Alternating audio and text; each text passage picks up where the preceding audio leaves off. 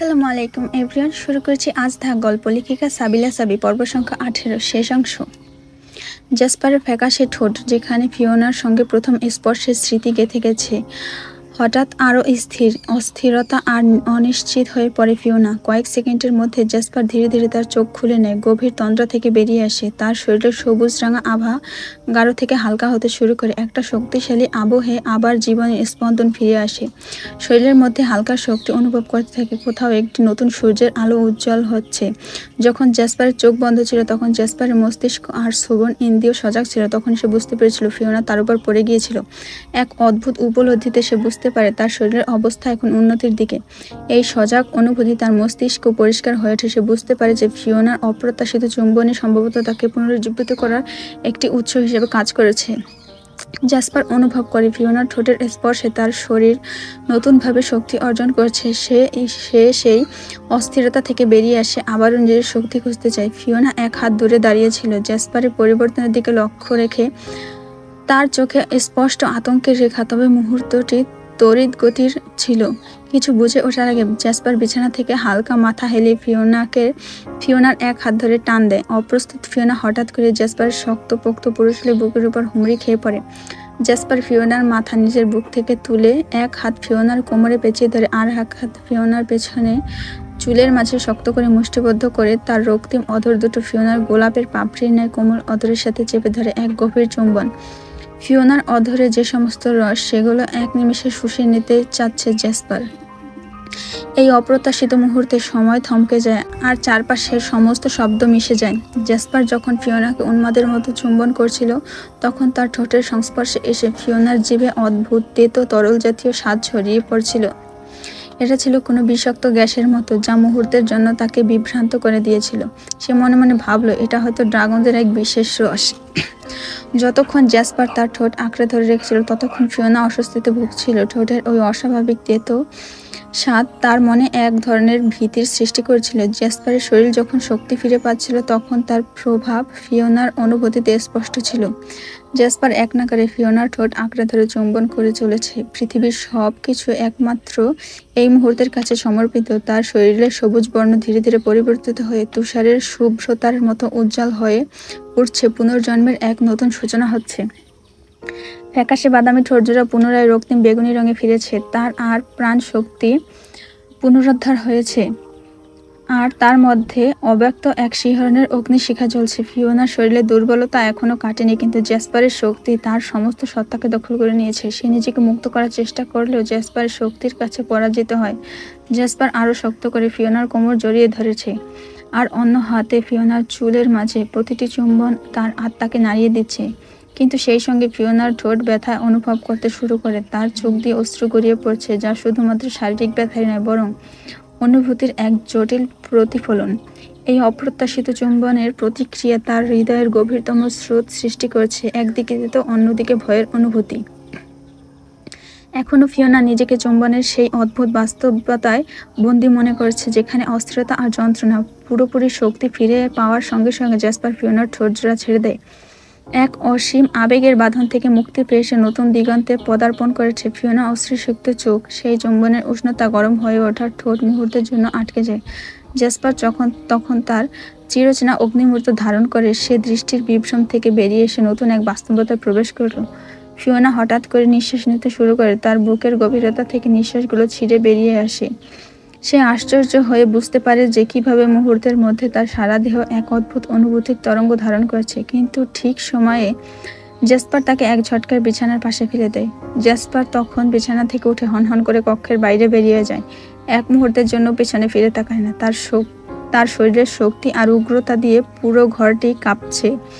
সে একদিকে অপ্রতিরোধ্য, অন্যদিকে একা, তার হৃদয়ে জ্বলন্ত প্রশ্নের আগুন। ফিওনা এখন হতভম্ব, মনে হয় নৈসর্গিক জাদুর ভেতর দিয়ে সে প্রবাহিত হচ্ছে। সেই মুহূর্তে তার সমস্ত চিন্তা যেন অবশ হয়ে গেছে। ওই অদ্ভুত প্রাণী, সেই ভয়ঙ্কর ড্রাগন, যে কিনা প্রথম দেখাতেই ফিওনার হৃদয়ে আতঙ্ক সৃষ্টি করেছিল, সে কিভাবে তার ঠোঁটে স্পর্শ করে তাকে জড়িয়েছে, অদ্ভুতভাবে তাকে চুম্বন করেছে। ফিওনার মনে ভেঙে পড়ে অশান্তি। তার হাত অবশ হয়ে গেছে।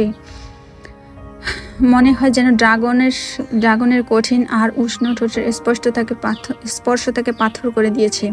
সে নিজেকে প্রশ্ন করতে থাকে এই মনস্টারটা তাকে এভাবে কি করে চুম্বন করতে পারে। ফিওনা দ্রুত উঠে গিয়ে কক্ষের ছোট বাথরুমের দিকে চলে যায়। সেখানে পৌঁছানোর সাথে সাথে সে হ্যান্ড শাওয়ারটি খুলে ঠান্ডা পানির প্রবাহ ছড়িয়ে দেয়। তার ঠোঁটের ওপর পানি পড়তে শুরু করে। সেই অপ্রত্যাশিত চুম্বনের স্বাদ মুছে ফেলতে চায় সে। প্রতিটি গড়িয়ে পড়া পানির ফোঁটা তার অস্থির হৃদয়কে কিছুটা শান্তি করে। সে টিস্যু নিয়ে ঠোঁটগুলোকে ডলতে শুরু করে। চুম্বনের নোংরা স্মৃতি থেকে নিজেকে মুক্ত করতে চায়। ছি, সে মনে মনে অভিযোগ জানায়। এ কেমন অদ্ভুত অবাঞ্ছিত অনুভূতি। সে আশা করেছিল ওই ভয়ঙ্কর ড্রাগনের থেকে সে কখনো এরকম কিছু অনুভব করবে না, কিন্তু এখন সে অবিশ্বাস্য ঘটনার স্বাদ তার ঠোঁটে লেগে রয়েছে। আর সে চাইছে যত তাড়াতাড়ি সম্ভব তা মুছে ফেলতে। কি জঘন্য স্বাদ, ফিওনা মনে মনে ভাবে। তার শ্বাসের সঙ্গে বেরিয়ে আসে অস্থিরতার ছাপ। ঠোঁটগুলোতে পানি পড়তে থাকলে তার মনে নতুন করে শিহরণ বয়ে যায়। পানি আর টিস্যুর সঙ্গে সেই অদ্ভুত চুম্বনের স্মৃতিও মুছে যেতে থাকে ধীরে ধীরে। জ্যাসপার যখন ল্যাবে প্রবেশ করলো তখন তার উপস্থিতিতে ল্যাবটি এক মুহূর্তের জন্য থমকে গেল। আলভিরা আর থারিনিয়াস, যাদের মুখায়ব চিন্তিত আর উদ্বিগ্ন ছিল, দ্রুত উঠে দাঁড়ায় দুজন একসঙ্গে। কম্পিউটার পর্দায় থেকে চোখ সরে জ্যাসপার দিকে তাকায়। তারা নতুন আশা খুঁজে পেল। প্রিন্স অরিজিন, আপনি সুস্থ হয়ে গেছেন, আলভিরা বিস্মিত কণ্ঠে বলল। তার গলায় উষ্ণতার এক বিরাট আনন্দের ছোঁয়া ছিল। আমরা তো ভীষণ চিন্তায় পড়ে গিয়েছিলাম। থারিনিয়াসও সঙ্গে সঙ্গে উত্তর দিল। আপনার হিপনোটাইজের পর আমরা ভেবেছিলাম আপনার শক্তি আপনি চিরদিনের জন্য হারিয়ে ফেলবেন, সবকিছু শেষ হয়ে যাবে।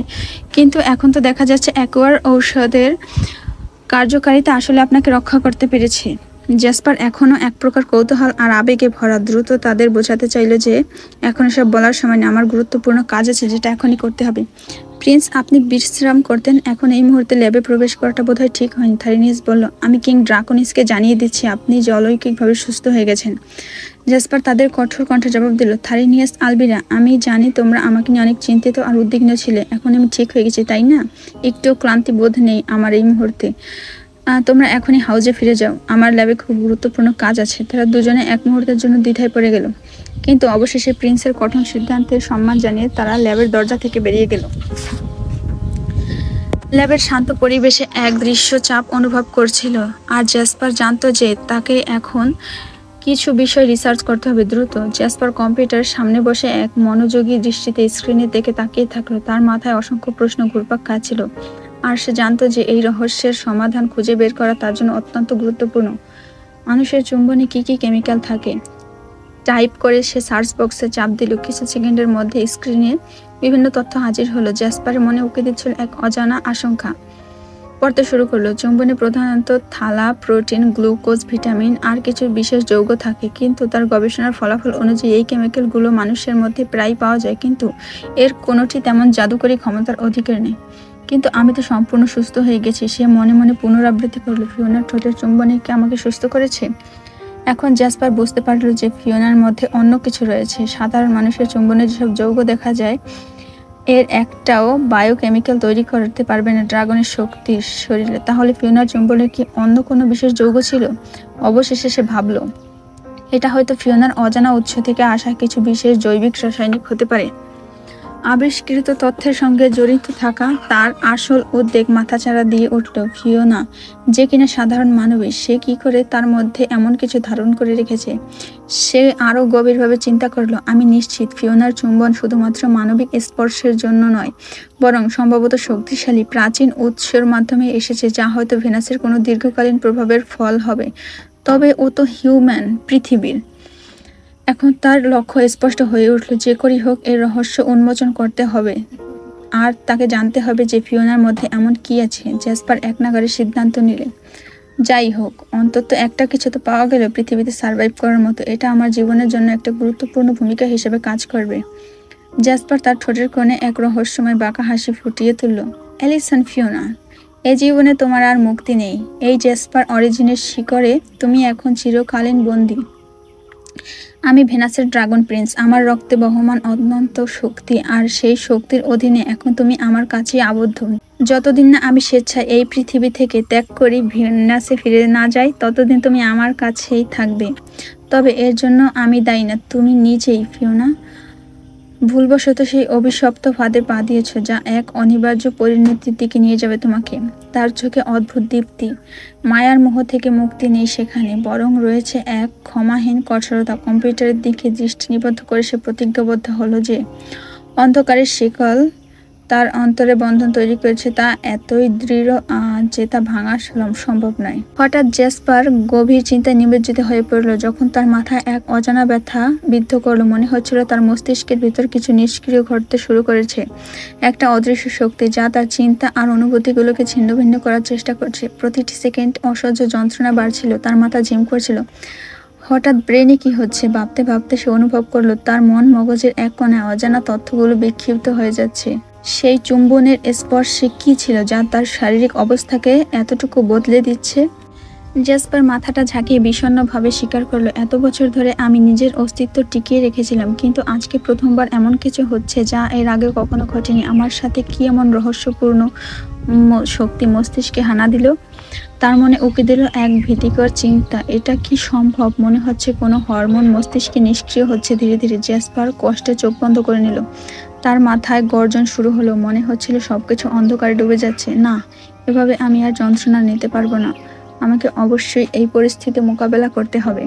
কিন্তু মাথার ব্যথা ক্রমশই বাড়ছিল। হঠাৎ করে জেসপারের মনে একটি ইঙ্গিত এলো, একটি অতীতের কণ্ঠস্বর তাকে স্মরণ করা হচ্ছে, কখনো হৃদয়ের অনুভূতিকে আগ্রহ করো না।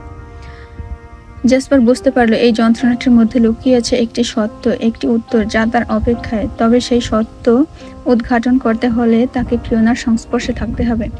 আলভিরা, থারেনিয়াস আর অ্যাকোয়ারা বসে নিজেদের মধ্যে আলোচনা করছিল। তাদের চিন্তা, নানা দুশ্চিন্তা আর আশাবাদ কাঁপছিল। হয়তো ভেষজ ঔষধের প্রভাব কাজ করেছে। একটু সময় নিয়ে আলভিরা বলল, যদিও এটি সময় সাপেক্ষ, কিন্তু প্রিন্সের শারীরিক পরিস্থিতি কিছুটা উন্নতির দিকে গিয়েছে। থারিনিয়াস মাথা নেড়ে সম্মতি জানিয়ে বলল, হ্যাঁ, তবে আমাদের সতর্ক থাকতে হবে। অনেক সময় পরিবর্তনগুলি মুহূর্তের মধ্যে ঘটে, একটি মুহূর্তেও সবকিছু বদলে দিতে পারে। তার কথা শোনার সাথে সাথে অ্যাকোয়ারা কিছুটা চিন্তিত হয়ে বলল, আমি তো ভাবতেই পারিনি এই প্রাকৃতিক ভেষজ ঔষধ এভাবে কাজে লাগবে। কিন্তু আমরা তো জানি ড্রাগনদের শরীরে যে কোনো ঔষধ দ্রুত কাজ করে একদম সাথে সাথে, আর না কাজ করলে একেবারেই করে না। তাহলে এদিকে ফিওনা ছিল এক অজ্ঞাত দুর্দান্ত সত্যের সামনে, যা তার কাছে রহস্য হয়ে দাঁড়িয়েছে। সে উপলব্ধি করতে পারছিল না যে জেসপারের সুস্থতার পেছনে কেবল তার চুম্বনই ছিল প্রধান কারণ। জেসপারের ড্রাগন শক্তি ফিরে পাওয়ার ঘটনাটি ছিল রহস্যময় অভিজ্ঞতা, যার মূল কেন্দ্রে ছিল তার নিজস্ব উপস্থিতি। কিন্তু ফিওনা এই বিষয়ে অবগত না, তার কোনো কিছু বোধগম্য হয়নি। সে জানেও না তার কারণে জেসপার সুস্থ হয়ে উঠেছিল। জেসপার তার বাবাকে ভিডিও কল করলো। ড্রাকনিস স্ক্রিনে জেসপারকে দেখে আনন্দে বিস্ময়ে ভরে উঠল। ওহ মাই সন, তুমি সুস্থ হয়েছো। তার কণ্ঠে ছিল পরম ভালোবাসা আর গর্ব। এখন কেমন লাগছে তোমার? কোনো দুর্বলতা বা ক্লান্তি নেই তো? জেসপার একটা ঠান্ডা হাসি ছুড়ে দিল, মুখে সেই চিরচেনা আত্মবিশ্বাসের রেখা ফুলে উঠল। রিল্যাক্স ড্রাকনিস, আমি পুরোপুরি ঠিক আছি। আগের চেয়ে শক্তিশালী অনুভব করছি, মনে হচ্ছে নিজের শক্তির উৎস নিজে পুনরাবিষ্কার করেছি। ড্রাকনিসের মুখ উজ্জ্বল হয়ে উঠল। অবশেষে তাহলে অ্যাকোয়ারার ভেষজ ঔষধ কাজ করলো, সে গর্বিত সুরে বলল। কিন্তু জেসপারের চোখে এক দুর্বোধ্য রহস্যের ছায়া। সে জানে না যা ঘটেছে তার পেছনে অন্য কোনো রহস্য লুকিয়ে আছে, এক অনিবার্য সত্য যা তাকে প্রাচীন নিয়ম ভাঙতে বাধ্য করেছে। কিন্তু এই সত্যের গোপনীয়তা এখন অব্যক্ত। ড্রাকনিস যেন বুঝতেও না পারে, তাই সে মুখে বিন্দুমাত্র সন্দেহ প্রকাশ না করে শান্তভাবে মাথা নাড়ল। ফিওনার স্পর্শ, সেই রহস্যময় চুম্বনের স্মৃতি, আর ভেতরে রয়ে গেল এক অন্ধকার ঘেরা গোপন গভীরতায়।